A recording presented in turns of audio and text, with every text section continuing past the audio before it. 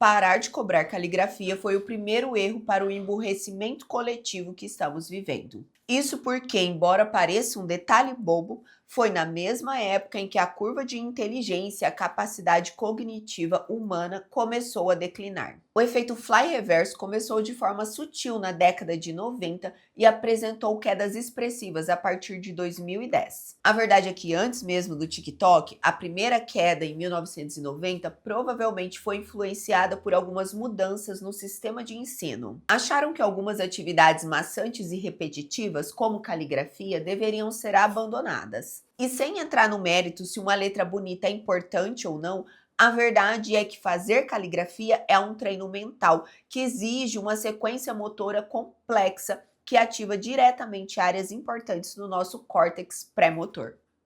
Quando as escolas pararam de exigir esse tipo de esforço repetitivo, o cérebro das crianças perdeu o estímulo que expandia a área cortical relacionada a foco, linguagem e planejamento. Quando nós decidimos parar de treinar o cérebro de uma criança para suportar o tédio e a frustração ali na infância, nós deixamos em aberto a possibilidade de um adulto que não resista ao tédio. E eu não estou falando isso para dizer que voltar a fazer caligrafia é a solução para todos os nossos problemas. A nossa mente funciona similar ao nosso corpo. Então, quando nós criamos o carro, que foi maravilhoso, nós, com o tempo, percebemos que precisávamos, então, ir para a academia para exercitar os nossos músculos. Nós podemos chegar a algumas conclusões em relação a quando usamos a nossa mente, né? Nós podemos, sim, concluir que a caligrafia, por exemplo, não é necessária.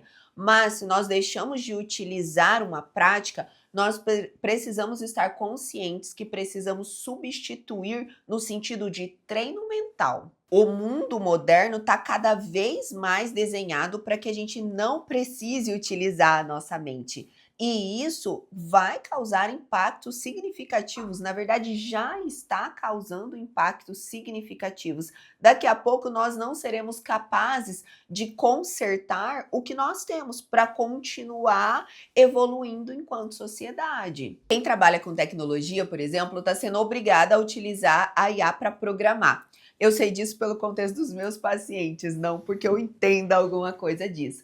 Mas o ponto é que quando você usa, por exemplo, a IA para programar, como que estão se formando os programadores iniciantes, né?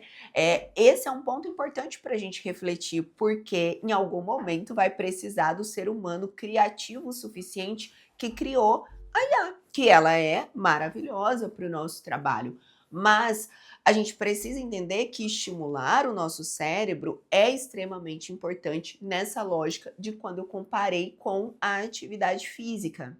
Não é um problema que nós tenhamos todos esses confortos, que a gente tenha ferramentas para nos tornarmos mais produtivos, óbvio, desde que a produtividade faça sentido para o bem-estar. Mas o ponto é reforçar que, da mesma forma que quando não exercitamos os nossos músculos, eles atrofiam, se não exercitamos o nosso cérebro, que também é um músculo, ele atrofia. E se você é um adulto responsável por você, você precisa entender que ninguém vai salvar a sua inteligência por você. Essa é uma responsabilidade sua. Você precisa ler, estudar, exercitar o seu cérebro com intenção.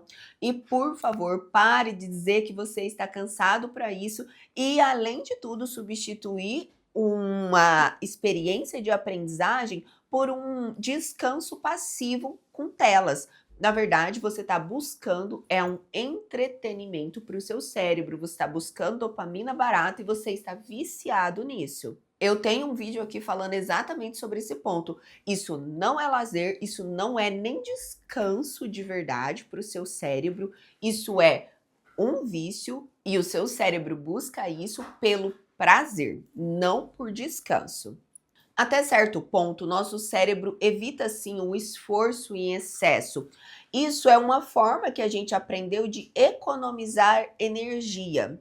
Mas o nosso cérebro, ele é incrível demais. Então ele não vai ficar evitando estudar, por exemplo, a vida inteira. A partir do momento que ele começa a sentir prazer, a sentir também uma liberação de dopamina ao aprender coisas novas, ele começa a se conectar com esse tipo de atividade. As pessoas que gostam de estudar, elas não ficam se torturando com os estudos e pensando no videogame e pensando em ficar rolando tela. Não, na verdade, elas são felizes com esses novos hábitos. E eu quero que você sinta prazer, eu quero que você tenha uma vida satisfatória, que você se sinta feliz. E eu tenho certeza que você consegue isso ao mesmo tempo que você estimula o seu cérebro e se torna uma pessoa melhor. Eu sou Jácia Oliveira, sou mestre em psicologia e especialista em neurociência.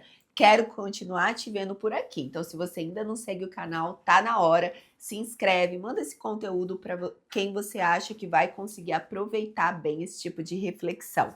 Um abraço!